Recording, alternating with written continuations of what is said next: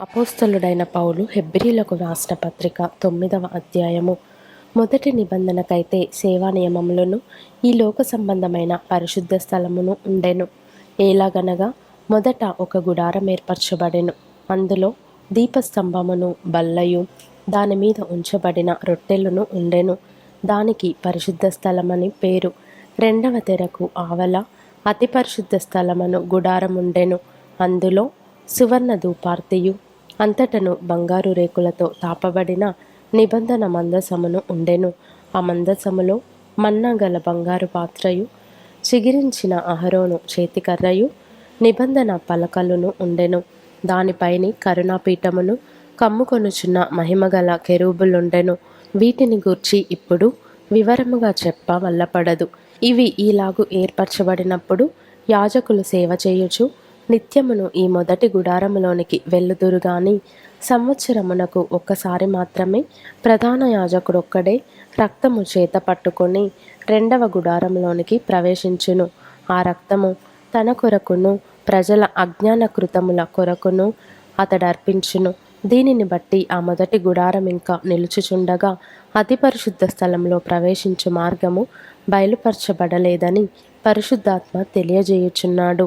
ఆ గుడారము ప్రస్తుత కాలమునకు ఉపమానముగా ఉన్నది. ఈ ఉపమానార్థమును బట్టి మనస్సాక్షి విషయములో ఆరాధకునికి సంపూర్ణ సిద్ధి కలుగజేయలేని అర్పణలను బలులను అర్పింపబడుచున్నవి.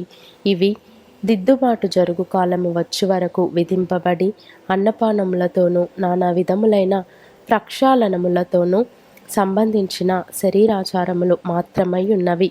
అయితే క్రీస్తు రాబోవుచున్న మేలుల విషయమై ప్రధాన యాజకుడుగా వచ్చి తానే నిత్యమైన విమోచన సంపాదించి హస్తకృతము కానిది అనగా ఈ సృష్టి సంబంధము కానిదియు మరి ఘనమైనదియు పరిపూర్ణమైనదియునైన గుడారము ద్వారా మేకల యొక్కయు కోడెల యొక్కయు రక్తముతో కాక తన స్వరక్తముతో ఒక్కసారి పరిశుద్ధ స్థలములో ప్రవేశించెను.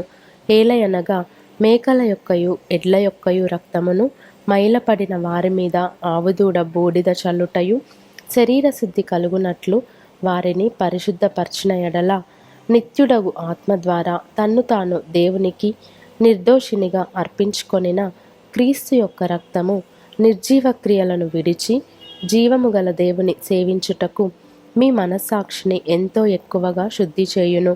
ఈ హేతువు చేత మొదటి నిబంధన కాలంలో జరిగిన అపరాధముల నుండి విమోచనము కలుగుటకై ఆయన మరణము పొందినందున పిలువబడిన వారు నిత్యమైన స్వాస్థ్యమును గూర్చిన వాగ్దానమును పొందు నిమిత్తము ఆయన క్రొత్త నిబంధనకు మధ్యవర్తి అయి ఉన్నాడు.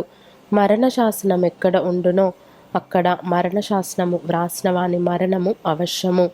ఆ శాసనమును వ్రాసినవాడు మరణము పొందితేనే అది చెల్లును. అది వ్రాసినవాడు జీవించుచుండగా అది ఎప్పుడైనను చెల్లునా? ఇందుచేత మొదటి నిబంధన కూడా రక్తము లేకుండా ప్రతిష్ఠింపబడలేదు.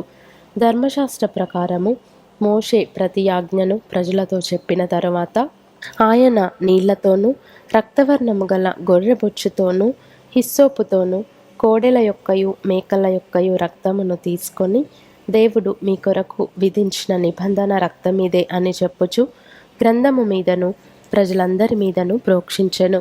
అదే విధముగా గుడారము మీదను సేవా పాత్రలన్నిటి మీదను ఆ రక్తమును ప్రోక్షించెను.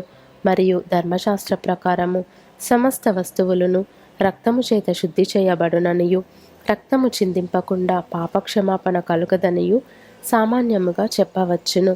పరలోకమందున్న వాటిని పోలిన వస్తువులు ఇట్టి బలుల వలన శుద్ధి చేయబడవలసి ఉండెను గాని పరలోక సంబంధమైనవి వీటికంటే శ్రేష్టమైన బలుల వలన శుద్ధి చేయబడవలసి ఉండెను.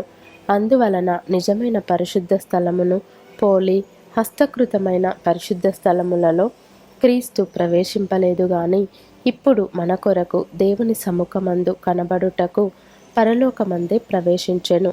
అంతేకాదు ప్రధాన యాజకుడు ప్రతి సంవత్సరము తనది కాని రక్తము తీసుకొని పరిశుద్ధ స్థలములోనికి ప్రవేశించినట్లు ఆయన అనేక పర్యాయములు తన్ను తాను అర్పించుకొనుటకు ప్రవేశింపలేదు. అట్లైన ఎడల జగత్తు పునాది వేయబడినది మొదలుకొని ఆయన అనేక పర్యాయములు శ్రమపడవలసి వచ్చును. అయితే ఆయన యుగముల సమాప్తి అందు తన్ను తానే బలిగా అర్పించుకొనుట వలన పాప నివారణ చేయుటకై ఒక్కసారే ప్రత్యక్షపరచబడెను. మనుష్యులొక్కసారే మృతి పొందవలెనని నియమింపబడెను. ఆ తరువాత తీర్పు జరుగును. అలాగుననే క్రీస్తు కూడా అనేకుల పాపములను భరించుటకు ఒక్కసారే అర్పింపబడి తన కొరకు కనిపెట్టుకొని వారి రక్షణ నిమిత్తము పాపము లేకుండా రెండవసారి ప్రత్యక్షమగును.